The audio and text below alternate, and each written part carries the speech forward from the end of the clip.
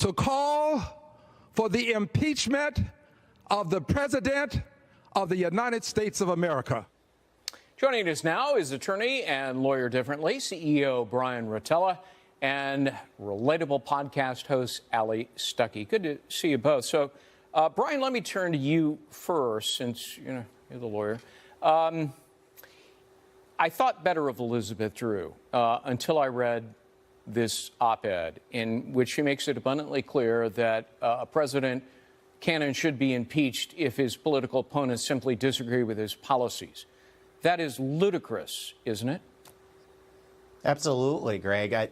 Look, this is the whole theory that we've been seeing from all of the lawyers on the left.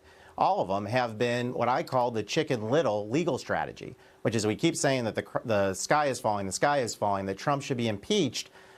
Eventually, they're going to have to prove it. What I say is it's like you think you're going to see the aliens in Independence Day, and all of a sudden Elf walks out. And I think that's the problem that they're going to have. Why? You know this, Greg. You understand what Watergate's about, and it really is disappointing that Drew didn't seem to understand it. In Watergate, we had a special prosecutor, Leon Jaworski.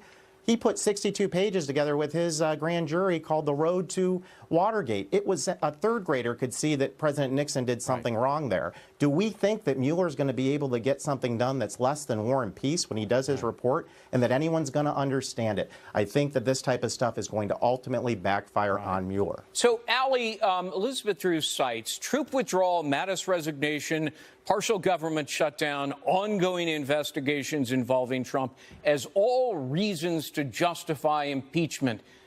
But those aren't treason, high crimes, and misdemeanor, are they? No, they're not impeachable offenses. These are reasons why some people might not like Donald Trump. But as you've already pointed out, that's not a reason to file for impeachment. But I think we already know what's going to happen. The House probably will file for impeachment. And I think that that is a great strategy for Donald Trump going into 2020. Let the Democrats run themselves into the ground in this. If this is how they want to run, if this is the platform that they're going to run on, which is simply hating Donald Trump can leverage that madness to continue his agenda, to continue carrying out the things that the American people want.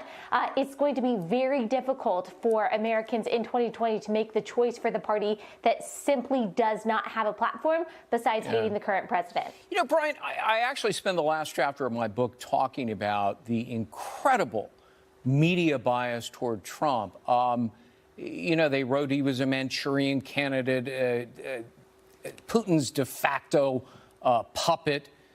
One anchor even fantasized on air about the arrest of Donald Trump, barricading himself in the Oval Office as federal marshals came to arrest him. I mean, I'm not making this stuff up. This was actually said by, so-called journalists. Has their unabashed scorn and visceral hatred for the man totally obscured their judgment and common sense? Absolutely, Greg, and your book was fantastic, by the way. But thank you. One thing I want to mention about your book and that you touch on is, again, when we're trying to draw parallels to Watergate and to President Trump, you know as a lawyer like me, the worst type of client we have is the one that won't tell you anything and hides and is secretive. That was Richard Nixon. I mean, the guy actually taped himself in secret. This president tweets every day. Now, I know a lot of people don't like his tweets, but his tweets are out there for the entire public to see. Yeah. He's fully transparent. I think, as a lawyer, I think that's part of what drives people nuts. Right. They're not used to his transparency. I do think ultimately, though, for a legal reason, and what Ali said is absolutely accurate, this is never going to get to high crimes and misdemeanors. Right. And I really think our audience should be interested in what Mueller's report looks like and compare it to the Watergate, Road to Watergate report compared to the Ken Starr report. I'm betting it's going to be a lot closer to Ken Starr's. Ali, I got last word for you. I got about 30 seconds. I think you're exactly right, and I think that the Democrats know that. That's why they have already drawn and are publicizing their conclusion before Mueller's report actually comes out. They are making the case to the public for impeachment simply so that they can run on that. Facts don't matter, justice doesn't matter, morality doesn't matter. It's just about not liking President Trump. Bryan, Ali, thanks very much.